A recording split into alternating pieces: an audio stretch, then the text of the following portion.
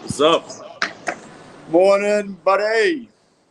I hope I don't screw this, but I used StreamYard for the first time in ages, so it should be good. Yeah, it's pretty All right, easy. man.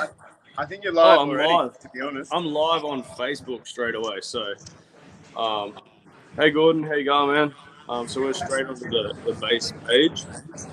So, for those that don't know, we got Ian Bone from Courage Training Center on the stream for a chat this morning.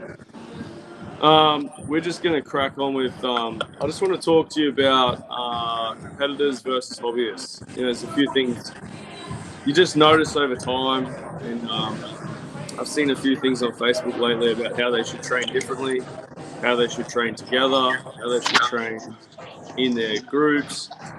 And, you know, for those in Australia or Queensland area know that you've got a really successful gym in Townsville, and congratulations on the results on the weekend, mate. With the team golds for the gym again. But basically, we could just crack on with. You have a bunch of competitors and a bunch of hobbyists, so to speak, or people that just love martial arts in your gym. Do you ever notice where the competitors can't separate themselves? Like, as in emotionally, we're talking. So they tend to get angry when they lose, or you know, they're super competitive with everyone. Or hobbyists that get upset because someone's so competitive. Do you ever get that? Well, I suppose it depends what reason you're training for. So, regardless of what reason you're training for, there's still what I like to call best practice. So, if you practice best practice for your martial arts, I mean, the idea is to become calm under pressure, fit, healthy, strong, all those things are best practice for a martial artist. So I don't really care whether you're a competitor or not. I'm going to push you towards best practice. So, you know, the whole argument itself to me seems a little bit inane, you know, because even like if you say, okay, competition is great for martial artists, but not everyone's going to be an MMA fighter. I get that. Not everyone's going to fight Thai boxing.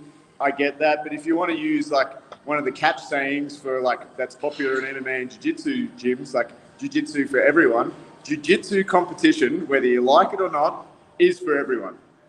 It's soft. You get to tap out. It's inoculated stress.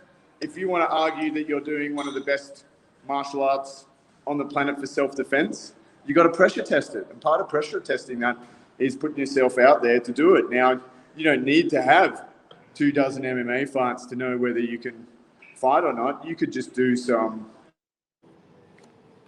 jiu-jitsu competition once a year, whether you like it or not, to pressure test your martial arts. So to go back to your original point, do I think people need to train different? There's always going to be a best practice for training, whether you're a hobbyist martial artist or whether you're not. Just like lifting weights, there's all like whether you are lifting weights to look at yourself in the mirror or jump up on stage in your undies. Like there's a best practice for how you should do it. You know, like the science or the process is already set there for that process. Does that make sense? Yeah, 100%. So everyone should train the same, basically. Well, everybody should train to their level of commitment. Yeah. You know, but there should be strong similarities between the way people train. So a competitor is going to have a hell of a lot more volume maybe than a hobbyist that comes 2-3 times a week. But that hobbyist that comes 2-3 times a week should be encouraged to do a 15-minute run in the morning, should be encouraged that the days they don't train to throw around some kettlebells at home and be a martial artist every day. Just because you train at your club 3 times a week doesn't mean you can't be a martial artist every day you wake up. So that's physically. What about emotionally? So hobbyists tend to, from my experience, they don't tend to get too emotional. You know, they get subbed.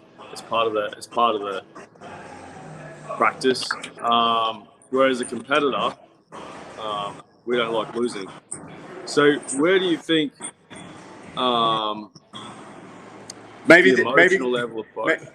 maybe your competitors could learn something off your hobbyists. They should be putting themselves into bad positions so often with people that they're better than, and deep late positions that they're getting tapped all the time. So they're used to it, and they're practicing the things that they need, because when they actually compete against other people, they're going to be training just as hard, and they're going to need those late escapes and those things. So again, I just go back to, like, there should be a best practice for martial arts rather than hobbyist versus competitor. And if competitors get ultra upset about winning or losing, like, that's one of the really special things about competitors that travel a long time. And I know we've had talks about it in the past, but it's about how do you bounce back from your first loss?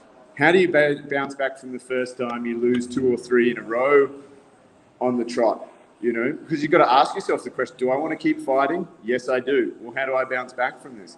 How do you bounce back from your first surgery? I mean, I'm now in week 4 of my 5th surgery on my knees. You know, like, I'm at somebody else's gym here. Actually, Paul Davis, ex-2RAR guy like myself. Okay, nice. I joined a gym, so I had some access to leg weights and whatnot, so I could do some really good rehab and not be thinking about working at the same time. So I do a full body workout every morning, trying to get myself back on the mat, you know, after 5 knee surgeries, because I want to be able to still train. Well, I remember, it's not so much about any particular gym, but I remember you saying to me, and I'm going to say it was 2009, and it was something along the lines of, if you aren't losing in the gym, then you're in the wrong gym, because you're no longer learning, right? So you got to take the losses in the gym to learn the mistakes that you have in your game, or the gaps you have in your game, to then develop yourself to become a better person, athlete, martial artist, whatever it is. But yeah, it takes a while for you to emotionally get your head around that, because, you know, the true competitors, they're like win, win, win, and they need to be able to deal with that loss. Even as a coach, like, once your own guys start lighting you up, you know. You know, like, I'm old, I'm 40 this year, I don't move like I used to. I've spent the last 10 years in and out of surgery, you know, like, the boys light me up, you know. So, you know, like, you got to get used to that, and know that your value isn't in how you beat them, it's how you empower them, you know. So same with you when you're training in a training room, whether you're a competitor or not. Your value in the room isn't whether you can win or push people. It's how you can empower people by being a really good training partner. You know, so competitors should be putting themselves into bad spots, losing, you know, like, or just like forcing themselves to use one technique. If your hip's better at kickboxing that person, how about you just, like, practice nothing but your sweeps against that person the whole time, or nothing but your front kicks? Or all you're going to do is work your calf kicks, and you pick that one technique over and over and over and over and over again, so you can see every way it's defended, and give that person an opportunity to practice their defense against that one technique. And guess what? You're going to get really good at that one technique, or whatever it is that you're chasing that session, because you're not thinking about just winning the round. You're thinking about practicing that one technique. Yeah, solid, man. Hey, listen, I just wanted to grab 10 minutes of your time this morning, so I appreciate it. We've done that, and to round it out, perfect practice based on your own personal goals is what you should be looking for, and to empower those that are around you, whether you're a training partner or a coach. Training partner, coach, competitor, the attitude you bring to the room is super important. You know, like, having a tantrum after somebody submits you every time is bad practice. You know. But, you know, lifting people up around you, whether you're a competitor or not, is good practice. So take that energy to the room, and you'll compete better, and you'll get more out of your martial arts, whether you're a hobbyist or not. Thank you, Mr. Bone. I appreciate it. I can't wait to have you down here in March. and enjoy your leg workouts between now and then. Yeah, pleasure, brother. I'll see you in a fortnight, and I'll get some rolling on by then, and see how we go. Thanks, mate. Appreciate it. See you, mate. See ya.